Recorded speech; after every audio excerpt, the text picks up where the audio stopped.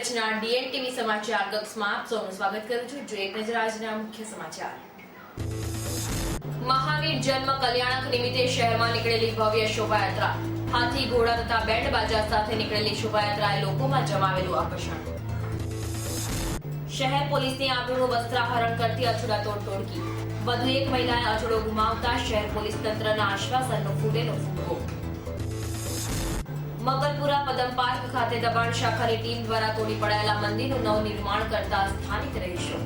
ગતરોજ યોજાયેલી મહાઆરતીમાં સ્થાનિક રહીશો સાથે જોડાયેલી પોલીસ ટીમ।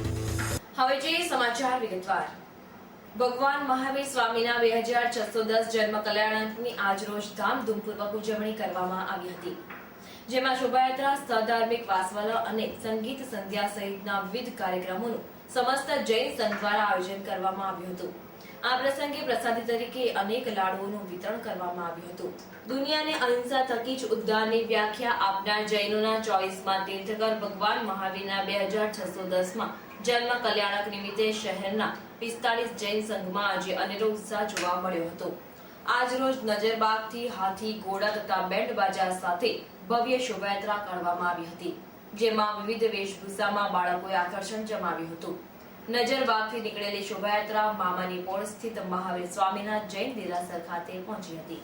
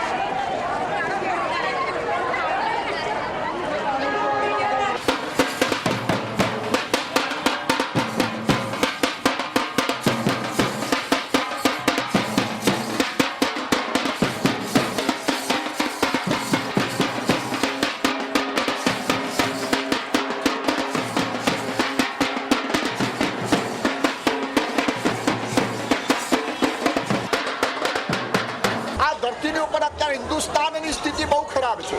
એવા સમયની અંદર આપણે અપરિગ્રહી બનવું જોઈએ। અને ચોથા નંબરની વાત પરમાત્મા મહાવીરે કરી છે કે તમારા વ્યવહારની અંદર જ્યારે પણ કઈ તકલીફો આવે ત્યારે તમે લોકો કર્મોની ઉપર આધીન રહો। મારું આણે આમ બગાડ્યું, મારે આનું આમ બગાડ્યું, કોઈ આપણું બગાડી શકતું નથી।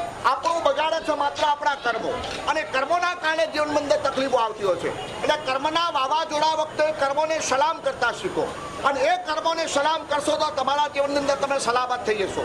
આ ભગવાનની 4 સંદેશાની વાતો આ ધરતી ઉપર જો વ્યવસ્થિત રીતે કરવામાં આવે તો હિન્દુસ્તાન નહીં, ઓલ વર્લ્ડની અંદર મહાવીરનો જય જયકાર થયા વિના રહે નહીં। બોલો જીને શાસન। વડોદરાથી કેલનપુર જતી રિક્ષા અને કપુરે ગામની સીમમાં ટેન્કરના ચાલકે પાછળથી ટક્કર મારતા રિક્ષાનો કચ્ચરધાન વળી ગયો હતો। રિક્ષામાં સવાર દંપતી સહિત 4 રિક્ષામાં દબાઈ જતા કમકમાટી ભર્યા મોત નીપજ્યા હતા। તાલુકા કેલનપુર ગામે રહેતો રિક્ષા ડ્રાઈવર મહેશ છગનભાઈ મકવાણા ગત સાંજે વડોદરાથી મુસાફરોને બેસાડીને કેલનપુર જઈ રહ્યો હતો।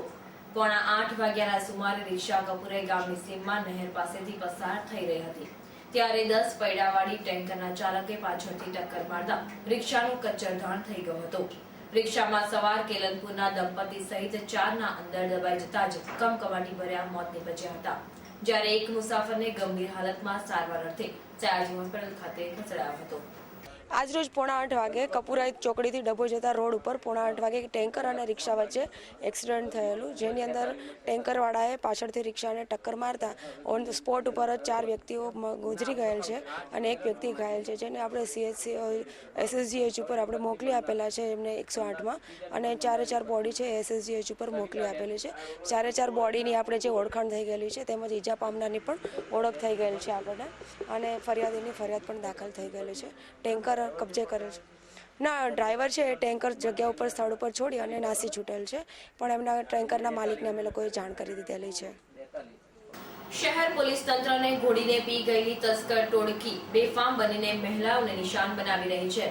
ગત રાત્રે ગોરવા વિસ્તારમાં આવેલા કાશી વિશ્વનાથ નગરમાં રહેતા સુશીલાબેન દીક્ષિત બહારથી પોતાના ઘરે જઈ રહ્યા હતા.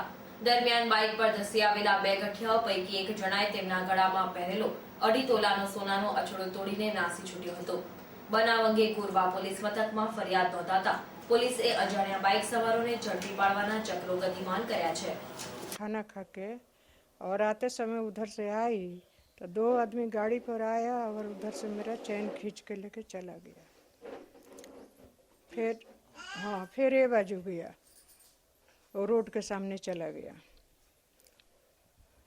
कितने जन थे?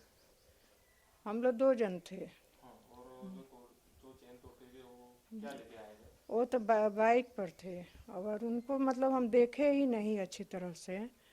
अब वो तो पता ना क्या किए, मैं तो एकदम बेभाने हो गई थी. कितने की चैन थी आपकी? 2.5 तोला के. फिर आपने किसको जान किया? ડભોઈ નર્મદા નિગમની કચેરી પાસે આવેલા ક્વાર્ટરમાં છેલ્લા 6 માસથી ડ્રેનેજની સમસ્યા હોવાના કારણે આજે સ્થાનિક મહિલાઓ નર્મદા નિગમની કચેરીએ રજૂઆત કરવા માટે ગઈ હતી. દરમિયાન ત્યાં મીડિયા કર્મીઓ પહોંચી જતા નર્મદા નિગમના અધિકારી ગજ્જરે સત્તાના નશામાં પત્રકારો સાથે ગેરવર્તણૂક કરીને તેમને ગેટ આઉટ કરી દીધું હતું. ચોથી જાગીર સાથે થયેલા બેહુદા વર્તનથી ત્યાં હાજર તમામ મીડિયા કર્મીઓએ તેમનો વિરોધ કર્યો હતો. સત્તાના નશામાં તેમણે સ્થાનિક મહિલાઓ સાથે પણ બેહુદું વર્તન કર્યું હતું. ઉતાર લે તો તમે ના તમે ફરિયાદ કરો પોલીસ કે તમારી ના પોલીસ કે માટે જો ભાઈ અરે ઉપર કુલિયા નોટ અલાઉડ ભાઈ નોટ અલાઉડ એટલે આ પબ્લિક નો ઓફિસ છે આ પબ્લિક નો ઓફિસ નથી આ મારી ઓફિસ છે મારી ઓફિસ માં કોઈ જાણવાનું ઓફિસ છે તમારી પોતાની માલિકી ની જા તમે ગવર્નમેન્ટ ગુજરાતના તમે બી બોલતા એક કર્મચારી નો સાહેબ મારા ના તમે અહીંયા પછી આ ઉલામો કોને તમે અહીંયા મારી ઓફિસમાં આવી પરમિશન વગર આવી હનુમાન જયંતિ પૂર્વે મકરપુરા વિસ્તારમાં આવેલા પદમ પાર્ક ખાતે સેવા સદનના પ્લોટમાં બંધાયેલા હનુમાનજીનું મંદિર સેવા સદનની દબાણ શાખાની ટીમ દ્વારા પોલીસ બંદોબસ્ત વચ્ચે તોડી પડાયું હતું. મંદિર તોડી પાડવાના બનાવના પગલે સ્થાનિક મહિલાઓ મેયર ડોક્ટર જ્યોતિબેન પંડ્યાને મળીને રજૂઆત કરી હતી. ત્યારબાદ સ્થાનિક રહીશોએ રાતોરાત ફરીથી મંદિરનું બાંધકામ શરૂ કરી દીધું હતું. ગતરોજ સ્થાનિક રહીશોએ મંદિરમાં મૂર્તિની સ્થાપના કર્યા બાદ મહાઆરતીનું આયોજન કર્યું હતું, જેમાં સ્થાનિક પોલીસે પણ આરતીનો લાભ લીધો હતો. આગ ઝરતા તડકાની અસર હેઠળ વડોદરામાં આજે સતત 5મા દિવસે 40 ડિગ્રી સેન્ટીગ્રેડથી વધુ મહત્તમ તાપમાન નોંધાતા શહેરીજનોને ગરમીમાં શેકાવાનો વારો આવી ગયો છે. રાજ્યના અનેક વિસ્તારોમાં હીટવેવમાં વડોદરા પણ આવી ગયું હતું. શહેરમાં ગરમીની કાતિલ અસર સામે રક્ષણ મેળવવા લોકો મોઢા પર મુકાની બાંધીને પસાર થતા જોવા મળ્યા હતા. ત્યારે બીજી તરફ બાગમાં વૃક્ષની છાયામાં લોકો આરામ કરતા નજરે પડ્યા હતા. સયાજી બાગ ઝૂમાં પક્ષીઓ પાણી ભરેલા ખાબોચિયામાં ગરમીથી બચવાનો પ્રયાસ કરતા નજરે પડ્યા હતા. ગુજરાત સરકારે જમીન વિષયક કાયદાઓના સરળીકરણ અને પારદર્શકતામાં અભિવૃદ્ધિના સુઆયોજિત પ્રયાસોને ભાગરૂપે બિનખેતી કામગીરીના કોમ્પ્યુટરાઇઝેશન માટે સોફ્ટવેર વિકસાવવામાં આવ્યું છે, જેનું મહેસૂલ મંત્રીના હસ્તે વિમોચન કરવામાં આવશે. આ બાબતે આજરોજ કલેક્ટર વિનોદ રાવ તથા કલેક્ટર કચેરીના ધારાસભા ખંડમાં પ્રેસ કોન્ફરન્સનું આયોજન કરવામાં આવ્યું હતું. આજરોજ વહેલી સવારે અમદાવાદથી નર્મદા જિલ્લાની શાળામાં કોમ્પ્યુટર ટેબલોની ડિલિવરી આપવા જતા ટેમ્પો જઈ રહ્યો હતો. દરમિયાન પલાસવાડા અને ભીલાપુર વચ્ચે સામેથી પૂરઝડપે ટ્રક આવતા ટેમ્પા ચાલકે તેનાથી બચવાનો પ્રયાસ કરતા ઝાડ સાથે ભટકાતા ચાલક શૈલેષ પટેલ તથા કંડક્ટર મનોજ તડવીને ગંભીર ઈજાઓ પહોંચતા તેમને તાત્કાલિક સારવાર અર્થે હોસ્પિટલ ખાતે ખસેડાયા હતા. શિયાળાના વિદાયની સાથે જ ઉનાળાના પ્રકોપમાં શહેરીજનો શેકાઈ રહ્યા છે. હીટવેવના પ્રકોપથી બચવા પંખા તથા એસીના વપરાશમાં પણ વધારો થઈ રહ્યો છે. ત્યારે શહેરમાં આવેલા સ્વિમિંગ પુલમાં બાળકો સાથે વાલીઓ પણ પ્રવેશ મેળવવા અધીરા બન્યા છે.